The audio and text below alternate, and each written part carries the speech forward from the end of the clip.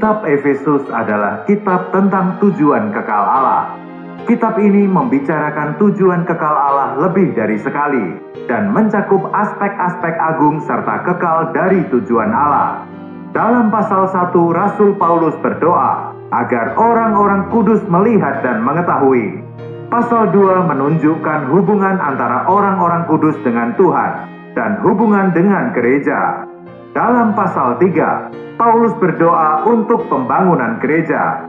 Hari ini kita akan berfokus pada doa di pasal 1. Rasul Paulus berdoa untuk 3 hal dalam Efesus pasal 1. Dia berdoa agar orang-orang kudus melihat dan mengetahui panggilan Tuhan, warisan Tuhan di dalam diri orang-orang kudus, dan kuasa Tuhan bagi mereka yang percaya.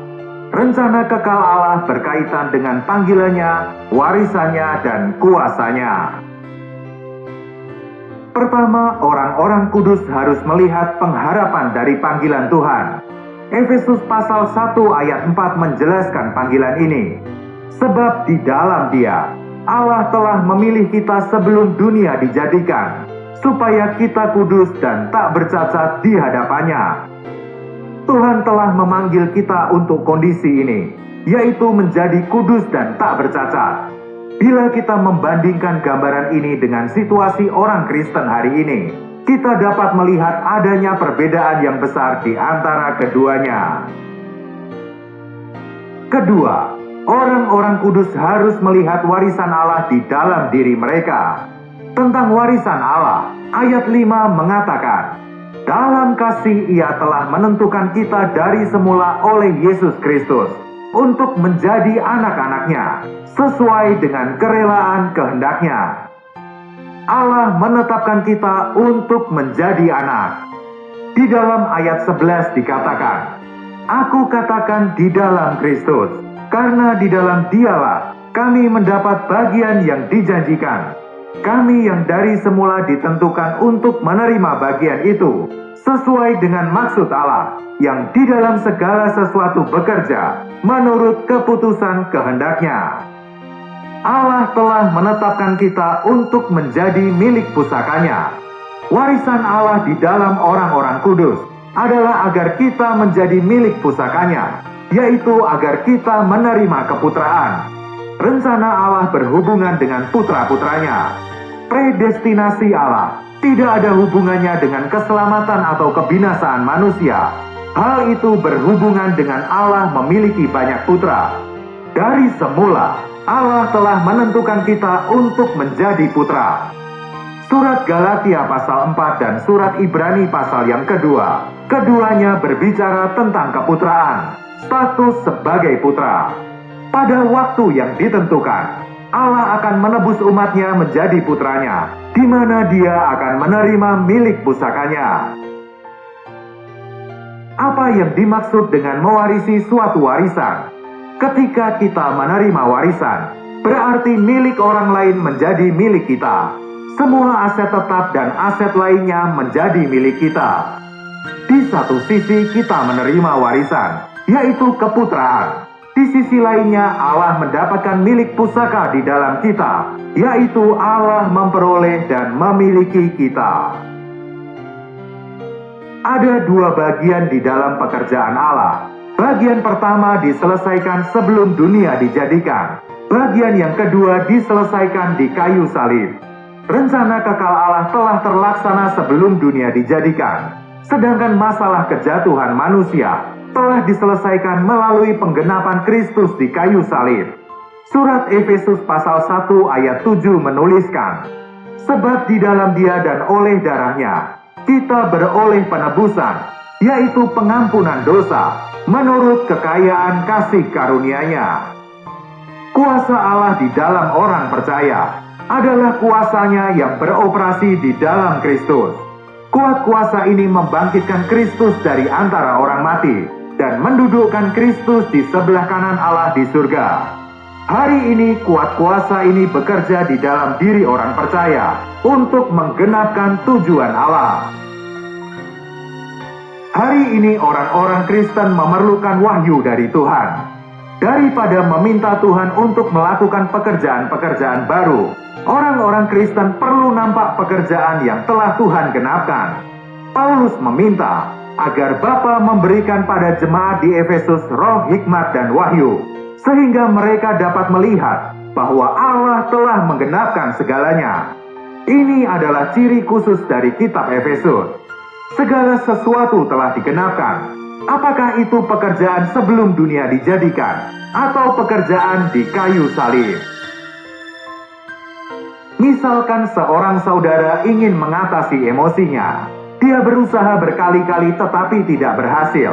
Dan akhirnya di dalam hati dia menyalahkan Tuhan. Karena Tuhan tidak bekerja atas dirinya dalam menangani emosinya. Namun masalah sebenarnya terletak di hati orang ini. Dia hanya berharap Tuhan melakukan sesuatu. Dia berpikir bahwa masalah ini akan terpecahkan dan dia akan menang hanya bila Tuhan melakukan sesuatu. Tetapi Efesus pasal 1 ayat 3 menuliskan bahwa di dalam Kristus Allah telah memberikan kepada kita segala berkat rohani. Kita harus melihat perkara ini untuk menerima wahyu ini. Kita harus bertanya pada diri sendiri, mengapa kita tidak bisa percaya bahwa Tuhan telah menggenapkan segalanya? Kita tidak perlu meminta kekuatan yang lebih besar dari Tuhan untuk mengatasi emosi kita.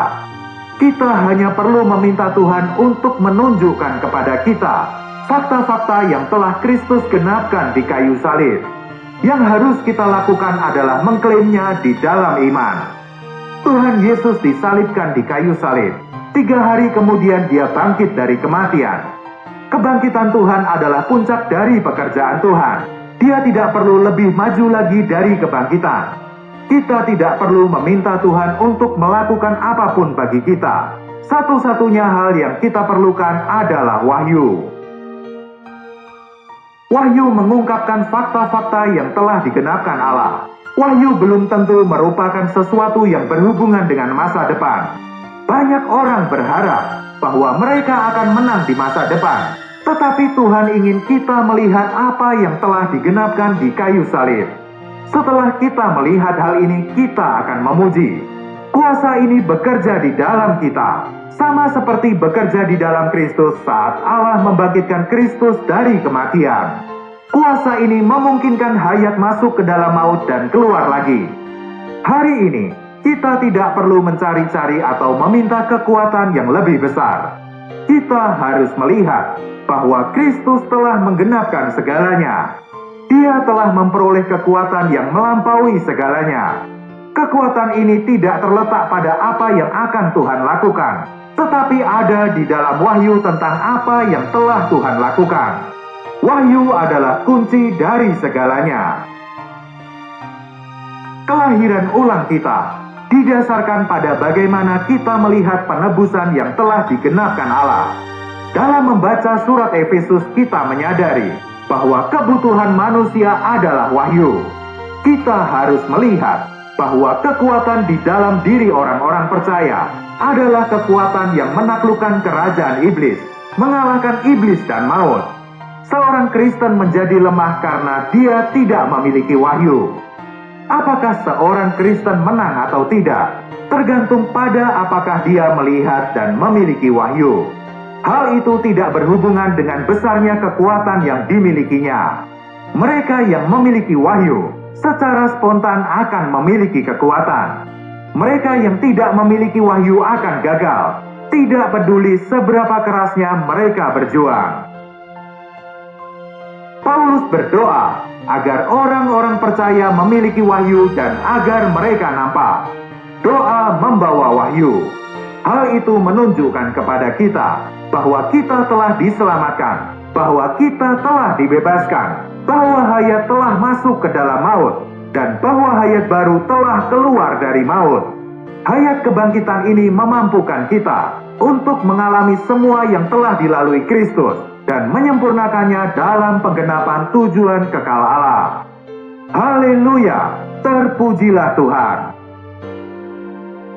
Tuhan memberkati.